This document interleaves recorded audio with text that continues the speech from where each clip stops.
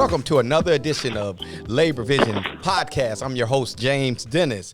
America Workers First and Labor Vision Podcast presents the 2020 Vision for Labor. Engage, educate, energize. Every Friday, YouTube video, podcast. Please like, share, subscribe. I am here with my co-host, which is president of CWA, Communications Workers of America, Local 4123, Charles Daniels. What's up, man? Thank you, brother. I appreciate you having me on here. The people have the power. We just need to awaken the power in the people. Right, and here's the thing. We're not telling you who to vote for, but we are educating you. You need to know all the facts so that you can make a great decision. And that's what it's all about. It's all about what your family needs, what you need, what our community needs. Absolutely. There's a lot of legislation out there that is going to directly affect you. And if labor doesn't have a seat at the table, then you're on the menu.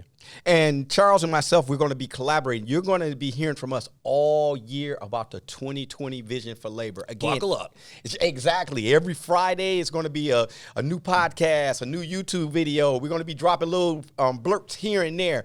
Twitter, Facebook pages, all of that stuff. America Workers First, Labor Vision. Just keep that going on and on. Like, share, subscribe. Today's guest is, and her title is so long that I have to read it off my iPad.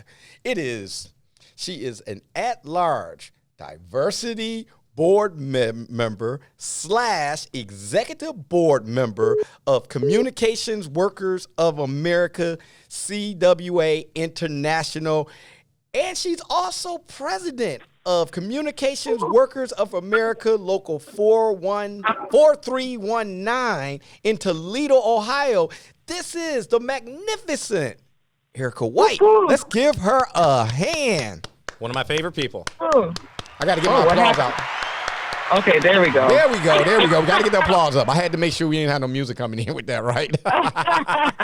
And you know what, Jimmy? Not only is she all those things, but she's also active in her community, active in her church. She really embodies what a strong union member is, and I could not be prouder to call her a friend. Yeah, and me and Erika actually went to officer training class together. Oh, really? All right. Yeah, we became officers at the same time. We was in where was that? In Indiana?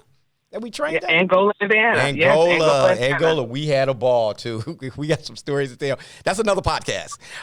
Yeah. But anyway. Yeah, what goes on in Angola stays in Angola. Exactly. All right. So, hey, here's where we at, Erika. We're talking about healthcare. Right? Yes. Scary subject that scares people. Yeah. That's What's right. going on? What's going on with healthcare? How's that part of the 2020 vision of labor? What's up with healthcare? Do everybody need it? Do everybody want health care? I love my plan. I don't care about nobody else. What's your take on it? It is very interesting. My joke is nobody needs health care until they get sick, right? Nobody thinks about getting healthy until they get sick. And so, I'm being facetious when I say that, when I say everybody, because we know that we cannot take everyone and put them in one bucket. But it is something that becomes a serious topic when we become sick or ill. So when you can't figure out what's wrong, then it becomes a thing where we're like, or a family member, our child, our mother, where we want to go and get well, correct? So we want to go find out. But the problem is when we start to put a cost associated with becoming well, or in other things, and where the things become a life-saving behavior or life-saving, procedure or life-saving medicine.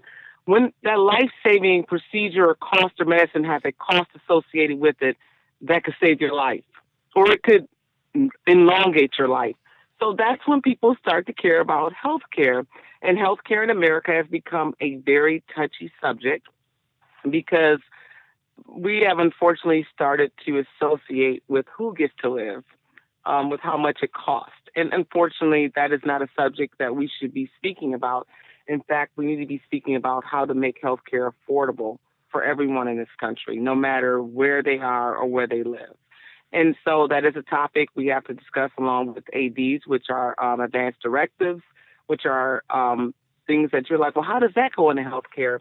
Well, it also goes into what are your plans for as you age? You know, have you talked to your family about this is how I want to die and this is how I want to transition through life? So healthcare is more than just going to the doctor. Healthcare is how we take care of ourselves while we're living, and also how we transition as we talk about transitioning out of life. It's a big thing to talk about. I don't know how you guys feel about that. Absolutely. And the three things that we're guaranteed as Americans is life, liberty, and the pursuit of happiness. And I don't know what's more germane to life than healthcare. That's the fundamental basis for how you stay healthy. So for me, that should be a human right, an American right. But you know what? The other piece is when everybody goes to the doctor and gets service, I'm going to call it like that, especially when it comes to children. Your child don't go to school with someone that's sick because they can't afford health care. Because remember, when somebody can't afford it, they're sending their child to school with your child that can't afford health care. And the reason why they're not getting the medication that they need is because they don't have health care. So what happens is if it's something that's contagious, now it ends up costing you money because your child is there with them, getting sick and it's contagious, and then it spreads throughout the whole school, and now we have a bigger problem. That's an interesting analogy because you could look at the fire department. If your neighbor's house catches on fire, you want them to show up there to put it out because you don't want your house to catch on fire. Exactly. Now, if it was specified as to who gets the fire department to come based on something, then that would be a problem because it affects others. So there's basic common needs that we all need, and that's where governments are supposed to step in for you to have a society. Right, exactly. And there's that thought of herd immunity, which I don't know if you heard about herd immunity, but herd immunity says, well, if you have, if everybody but 2 or 3 people are immunized or have, access to, immunizations and keeping things that are preventable, such as measles, mumps, polio, then it would seem that, everyone else around, because I'm immunized, then we wouldn't catch it and it wouldn't spread. But we're finding out that this is not working with some diseases. And that's a whole nother topic. But the big issue is, again, that do people even understand their health care? Like, that's what you're getting into. Do people understand that? And there's some education that has to go into it. So if people don't even understand what they can access with their health care, how then do we begin to have that conversation about why everyone needs health care? So it's, and to think about that and I know that what we talk about with being those who go in and bargain contracts. So we're talking about workers who are organized, bargain for workers, that they make up a small percentage, but we set the standard for everyone, right? We're trying to fight for everyone. We don't just go in and say, I've got health care, we're not worried about the rest of workers. We do care about that. And so when you're stepping in, think about how much time now we're spending on just bargaining healthcare. And those wages that we're sometimes bargaining, I'm going to say 90% of the times are just to cover healthcare costs. Hey, Erika, can I jump in real quick? You said something that was pretty profound, and I need our listeners to get this. You said when we go in there and bargain for healthcare, we set the standard. People don't realize that when a company comes over here, and I'm using this as an example, to keep the UAW out of that factory, what they do is they look at what the UAW gets with the big 3, GM, Ford, Chrysler, and they go, this is what they're paying to their health care. Then they'll look at their employees. In order to keep the union out, they'll give them that level of health care. That is how we set the standard of health care, wages, and benefits. Let's be clear about that, y'all. Go ahead, Charles. A high tide raises all ships. Yeah, absolutely. Right. So I just wanted to kind of talk to our listeners about that, because when people want to say all these bad things about unions and what unions don't do and da-da-da, at the end of the day, that is the standard. That is the industry standard that's set because of people being in unions, part of unions. They're benefits, setting wages, safety, retirees, pensions, all of those things, work schedules, the limitations. Everything comes from unions setting a standard that others had to live up to. Right. That's just a fact. Yeah. So that, and I just need everybody to understand that. And you said that, and this is the reason why healthcare is so important. That's the reason why it is a human right. And Erika, to your point, and I'm gonna let you continue on, we have to understand that. We have to understand what healthcare is all about, what comes with that healthcare. our responsibility. Right. You got a lot of people that's got health care and they don't even use it. And then you got a lot of people that don't have health care and need it. You can't even get cancer treatment in the emergency. You realize that. If they say, oh, man, you got breast cancer, they will not treat you for, and I didn't know this, I just found this out. They will not treat you in the emergency room for breast cancer. What they would do, they will refer you to your doctor. Now you don't have insurance. So when you go to that doctor, the first thing they ask you, and both of you can comment on this, first thing they ask you for is your insurance card. Oh, yeah. If they don't get that insurance card, they are not going to treat you. They're a business. Yep. What, like we were saying, people have to understand, and I think that's the biggest concern here is that even when we get into talking for, Medicare for all or Medicare for America, it's first starting with just starting at ground zero. Yes. Do you understand what it means to have health care? Do you understand what preventative care is? Do you understand what a wellness visit is? Do you understand what that encompasses? Do you understand your rights as a patient? And then the bigger thing that we really have to start including with health care, and we'll get more into that bargaining part piece of it, is that the AD. And so a lot of people don't want to talk about that, but it is becoming a big part of wellness. So everybody, I'm sure everyone's experience is when you go into I'm sorry about that. When you go into, let me hit end. Sorry about that. Of course, someone called me. Don't worry about it. Trust me, I had somebody call me too. Yeah, right. Let's see, decline. There we go. So when you go into an emergency room or anything, first thing they say is, do you have a living will or an AD or an advanced directive, correct? Mm-hmm. So have you all heard that? That has become a part of healthcare, and people miss that, and so they're like, "Oh, that means everybody wants to take my organs," or they want. That's not what it's about. That actually has to do with part of your health. My health if I were to pass away, or if I could not speak for myself, what would I do? Right. So I don't know if you've heard of that at all. Oh yeah. I mean, they ask for all that information, and quiet as kept. We have to prepare ourselves. Me personally, I got something personal going on where I have to deal with somebody with Alzheimer's, and right now I have to sit down with the social worker and me and the family. We have to sit down and we have to figure out how we're going to deal with this while that person is in their right mind, because as it progresses, we won't have time to make those decisions, and this is all part of that healthcare thing.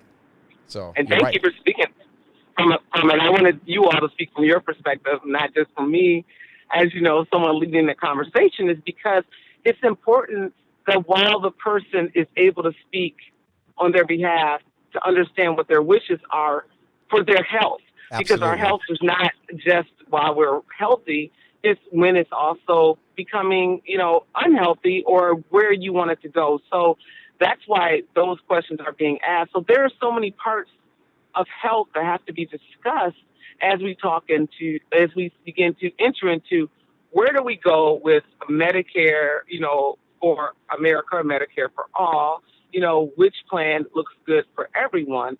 And of course, it's something we have to talk about because it's become so much of a part of people's lives when it's unavailable or inaccessible, as Jimmy, you were speaking about, as if I have breast cancer and I go into an emergency room to discover that because I am not aware of that there's preventative care, which allows me to go in once a year to get a mammogram. Right.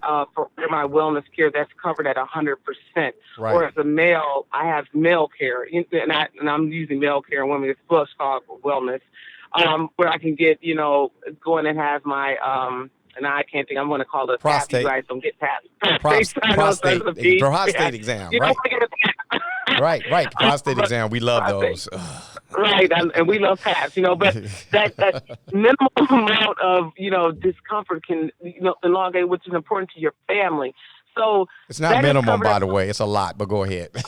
Right, yours is a little more invasive, but the mammograms are pretty invasive. But what I'm saying is that it's something that is so needed that can make a big difference in the longevity of your life. But people are going into emergency rooms to find out something that is so profound, or devastating to you, but it can be taken care of. And let me just give the greatest thing. I love statistics sometimes to give, you say, hit home for people, that when we talk about African American women, actually white women are a higher percentage of getting breast cancer. Okay, so they're going to be diagnosed at a higher percentage. However, black women die at a higher percentage. So white women are diagnosed at a higher rate, but black women die at a higher rate. Now, how is that possible?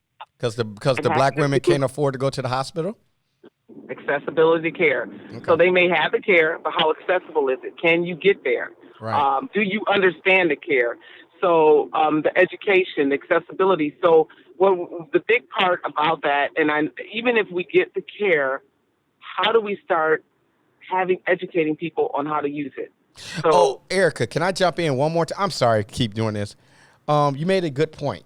I can't let you skip over that. Access to health care, okay? One of the things that I found out, and I found this out with one of my members, because I'm part of CWA Local 4100, we have health care. We have preventive maintenance plan, right? 100% paid. Right.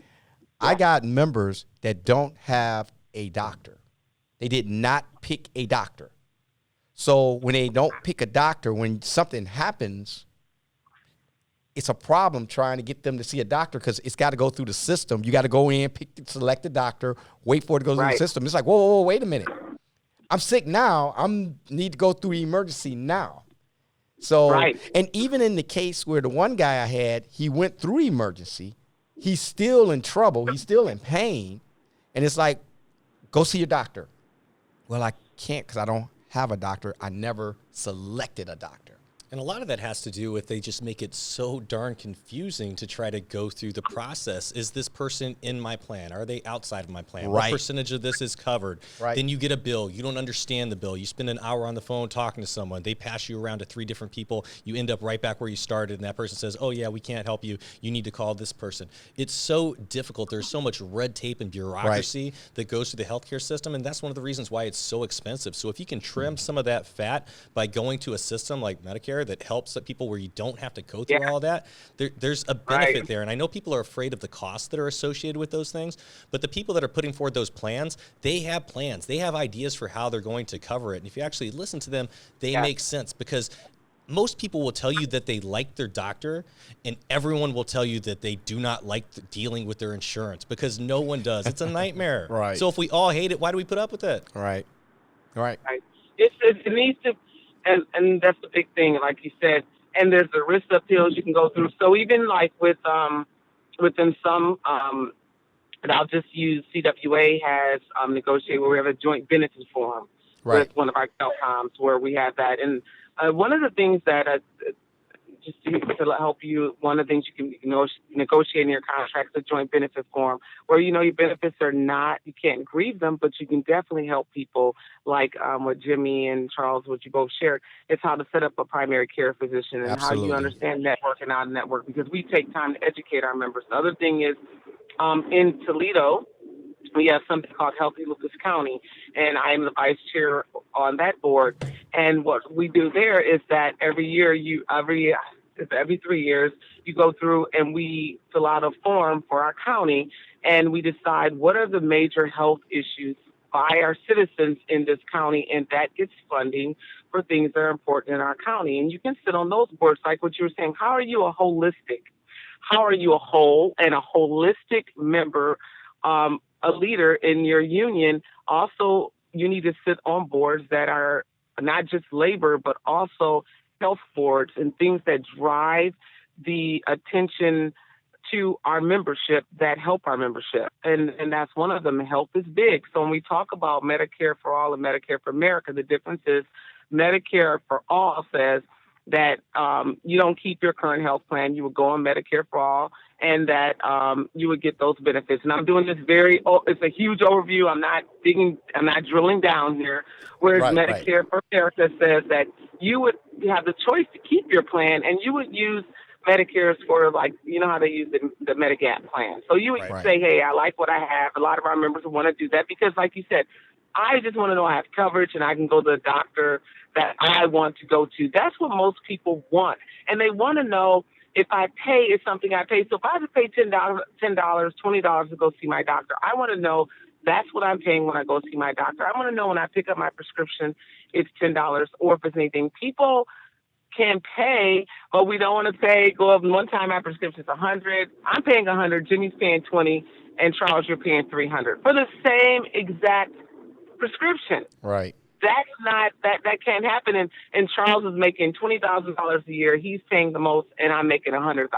Right. There is no equity. Also, when it comes to healthcare, we've got to do something in this country. We are the only, we're talking about developed country where we don't have anything in place to take care of the people in this country. And trust me, the way we allocate our money to take care of our citizens.